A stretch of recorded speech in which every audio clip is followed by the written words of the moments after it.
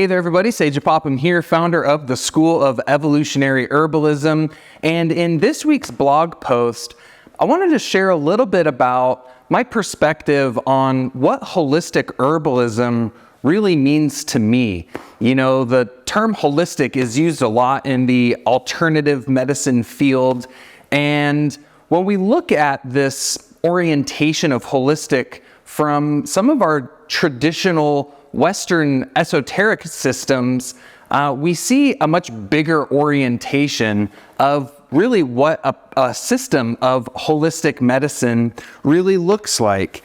And, you know, I always like to talk about this because in the evolutionary herbalism model, you know, we're really approaching truly what I consider truly holistic herbalism. And, you know, when we think of holistic, oftentimes kind of in, you know, the greater culture, when people think of holistic medicine, oftentimes they're like, oh, you know, that's like taking vitamins and minerals and, you know, homeopathic remedies and herbs and things like that. And one of the things I always like to share is that, you know, what makes you a holistic practitioner isn't so much about what kind of remedy you give, be it an herb or a vitamin or a supplement or homeopathic, but it really has to do with how you give the remedies that you give. It's more of a perspective, a perception, an orientation, an approach to how you see people, to how you see plants, and ultimately how you bring them together in a healing context. And I always like to say that, you know, there's a bigger picture of what holistic herbalism can look like, right? We tend to think of, oh, holistic herbalism, okay, well, we're going to be looking at the whole plant, right? We want to use whole plants for whole people. But what does that really mean? You know, what does it mean to understand a whole plant? What does it mean to attend to healing the whole person? And from my perspective, it has to do with uniting the physical properties of a person and a plant, the energetics of a plant, the psychology, our minds and our hearts, our feelings, and the spiritual side of our lives, right, as people, and the spiritual essence of a plant. And that in the context of holistic herbalism, we want to be able to address each of those layers within a person, and we want to understand each of those layers within the plants that we use.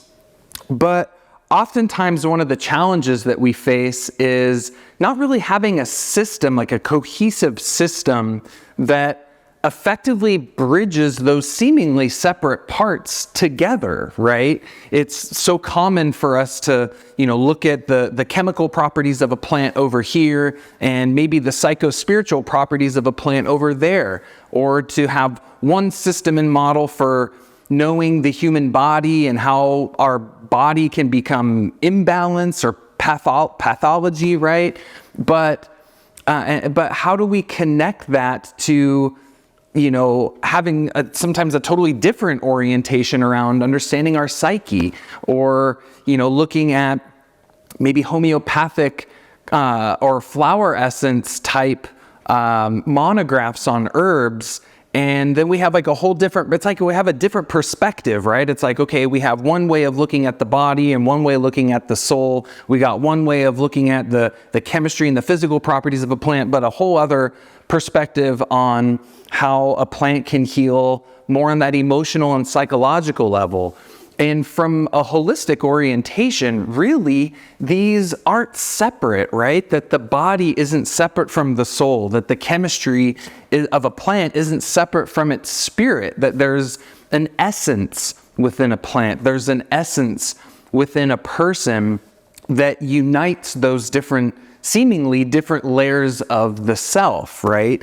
And so one of the best ways to approach this from my orientation, which really is very much based on the Western alchemical tradition, which an element of that is medical astrology. And medical astrology is this incredibly powerful tool that takes our orientation of holistic herbalism to this whole other level, right? Because now we're not just looking at the whole plant or the whole person, but we're looking at the whole plant and the whole person in relationship to the cosmos, to nature as a whole, and being able to understand the connection between a plant and these, from an astrological perspective, these archetypes, right? I mean, that's really ultimately what astrology is it's a system of understanding the archetypal forces of nature and how they influence not only us, but also how they influence medicinal plants.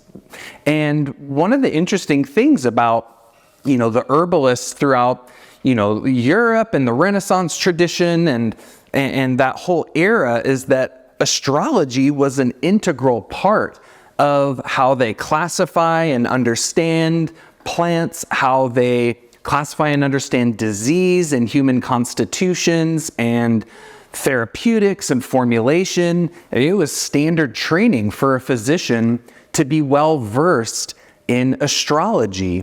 And this is one of those areas of healing that we've really seen kind of fall off the charts. Not too many people really think of astrology from more of this medical orientation, but it was an integral part of the way it was used traditionally. And that's something that in the evolutionary herbalism model, I'm really working hard to revive, right? To bring back this incredibly powerful system and model that is really, really holistic, like next level holistic in the way that it unites people and plants to these greater archetypal forces of nature. And so it's this incredibly powerful tool that we have that brings together these seemingly separate parts of people and plants. That, for example, if we're looking at someone's birth chart, which is basically where the planets and the signs and these archetypal forces were throughout the seasons at the moment we're born. And so it's this snapshot, this very specific snapshot of time and space and the archetypal forces and how they were interacting at the moment you're born. And those forces kind of stamp us with their influence and ultimately determine not just, the way modern astrology tends to look at it in terms of our personality or even our soul's development and evolution, but it's also very bodily. It's affecting the shape and contour of our body, our constitution, our organ system strengths and weaknesses, and maybe where we're predisposed to get certain types of conditions or diseases or energetic constitutional imbalances. It's all right there in the chart. But it's one chart, right? It's one pattern that you can look at it and say, okay, this chart is representing the body and how the organ systems are communicating to one another. Which ones are strong? Which ones are weak? Which ones need to be kind of tamped down in their excesses and built up in their deficiencies?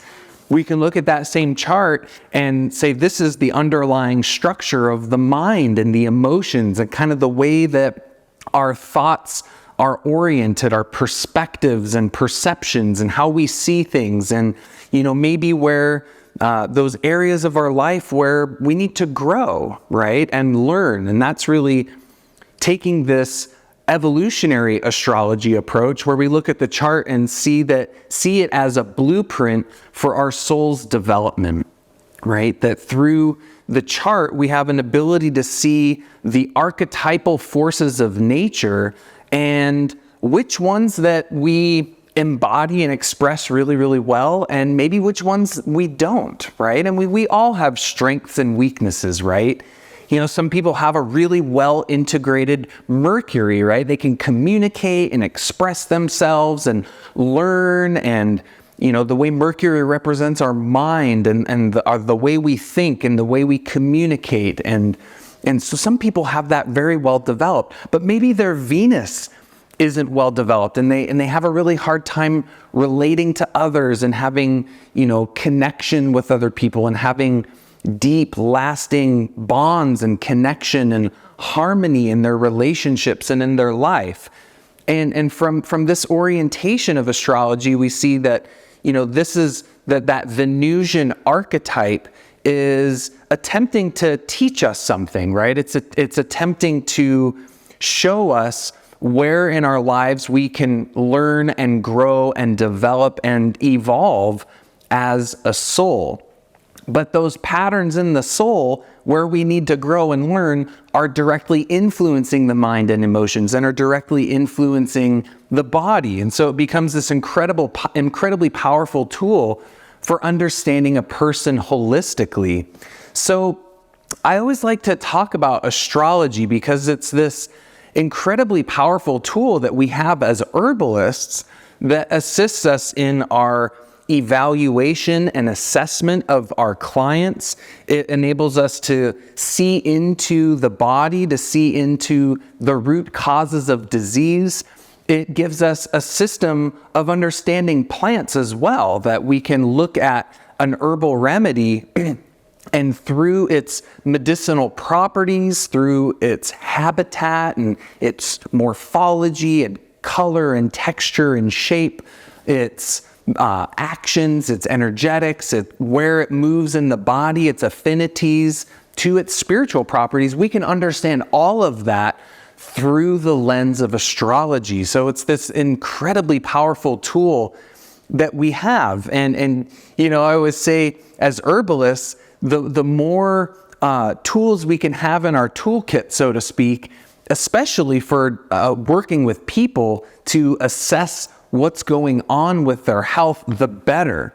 And a lot of times, when we're working with a person, it's common for a lot of herbalists to really rely on intake, the interview and that conversation that we have with a person as the sole means for getting the information that we need to get to figure out what's going on for them, so we know how to help them to the best of our ability.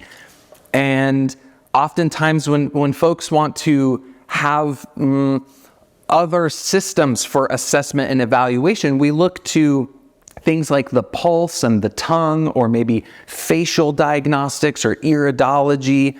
And those are all great, but we have this other really great, very well-established system that is medical astrology.